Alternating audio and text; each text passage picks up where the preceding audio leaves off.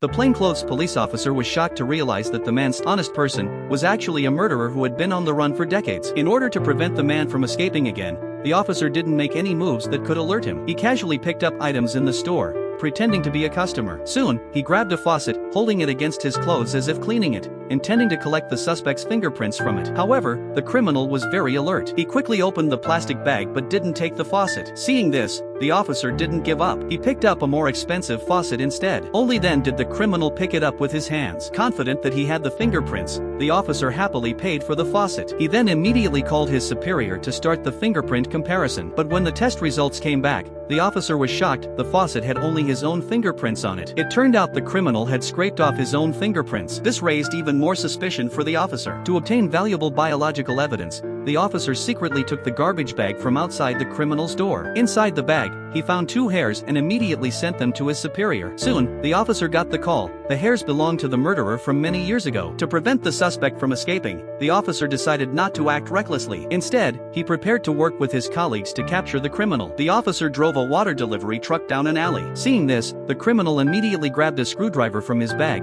clearly planning to attack first. But the officer, noticing the reflection, quickly realized the danger and prepared himself. Just then, a passerby appeared, disrupting the criminal's movements. The officer seized the opportunity and quickly left the scene. However, the criminal was not ready to give up. He followed the officer back to his home. He waited downstairs until the lights in the hallway suddenly came on. The criminal now had the officer's exact address. As he approached the door, little did he know, the officer was hiding just behind it. The criminal knocked on the door with the screwdriver in hand. When the door opened, a stranger stood there. The criminal quickly apologized, claiming he had knocked on the wrong door. The officer relaxed and quickly contacted his colleagues to set up the capture. However, the criminal, sharp as ever, realized he had been exposed and hurriedly ran downstairs to escape. Just then, a police officer shouted his name. The criminal knew he was in trouble and tried to walk calmly towards the exit. But when he reached the outside, he found himself surrounded by the police. After over 10 years of evading capture, the criminal was finally arrested. Now, he would face the full force of the law.